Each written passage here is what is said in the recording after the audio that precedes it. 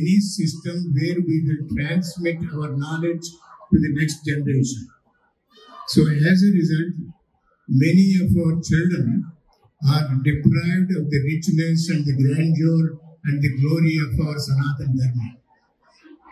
Okay, because of that one, all the other religions have taken advantage of our inadequacy in our knowledge. Then they try to project their religion as if it is the best in the world.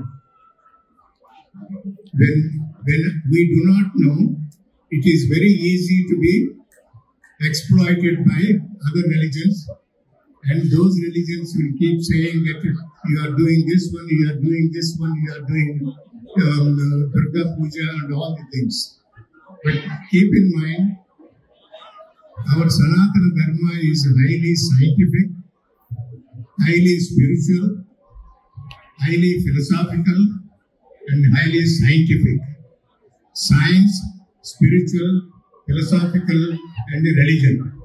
Every one of them is backed by science. Without science, our ancient rishis have not done anything. When you see our ancient rishis, who have written all the Vedas, Upanishads, Ramayana, Mahabharata, and all of them, it is amazing how much knowledge they have acquired over the years. Even today, many scientists can't even fathom the depth of our knowledge across the globe. So we have to realize ours is the richest culture, and we should try to transmit to the next generation. Our Global Hindu Heritage Foundation started with the two missions.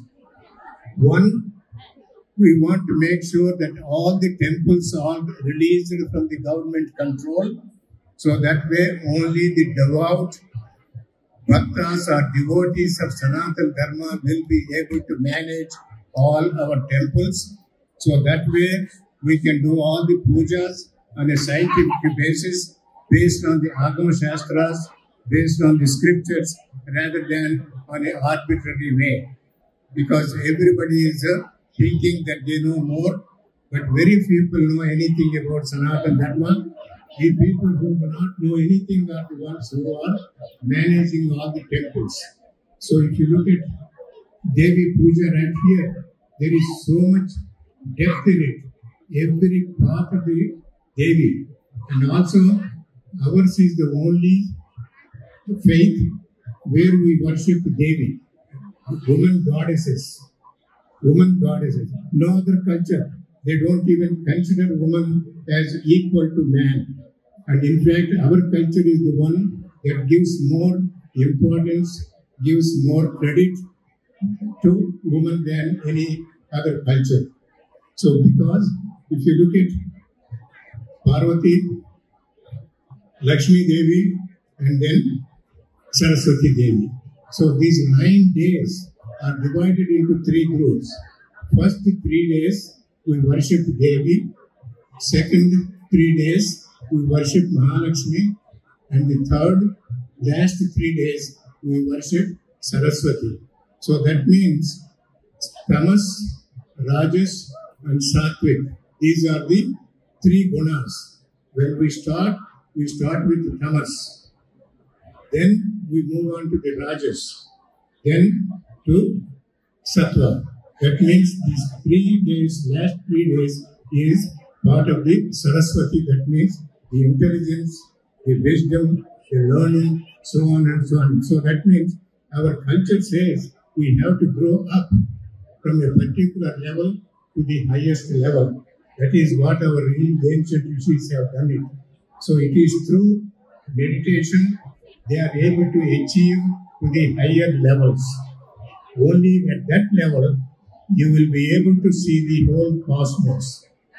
They used to sit in one place, meditate for years, and they can just explore any aspect of the human being, any aspect of the universe, any aspect of anything. By closing their eyes, they used to visualize everything, and they have written all the Vedas and Upanishads and all that. because no man, no common man can ever comprehend the complexity of the universe. It is only our ancient rishis. It is so scientific. Even the NASA and all the organizations in this country, they actually use the Hindu calendar. Hindu calendar, they use it in order to launch something, because auspicious time, when the sun sets, when the sun rises, we have been saying for thousands and thousands of years.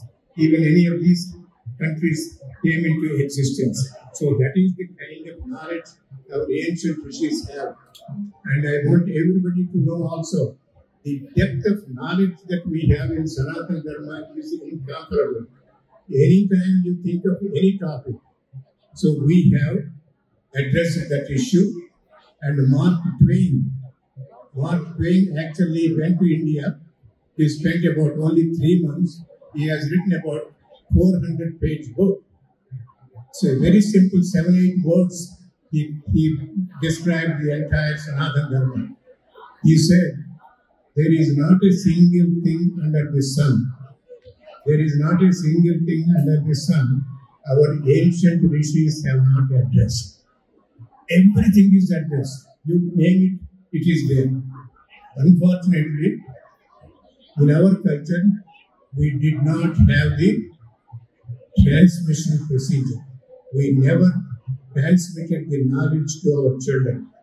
My request to all the parents is, when your children ask you some questions, please do not say, I do not know. If you say, I do not know twice to your children, you probably lost your children. They will never come back to you. So never say, I don't know to your children. Try to do research. Now, the information is available all over the world, on the Google and so many things. Take time. Spend some time with your children. Don't say that I am too busy and all those things. We are always busy. But you have to find time to teach your children, because they are your heritage. That is what you are going to leave. That is your legacy. So your legacy will be discontinued if you do not transmit the knowledge. So I think in this country, if you see, basically many Hindus and many Indians are at the top echelon of almost all the top companies. Why? Because of the intelligence. Because this intelligence is transmitted from our Maharishis, from so many centuries and centuries. Intelligence is transmitted.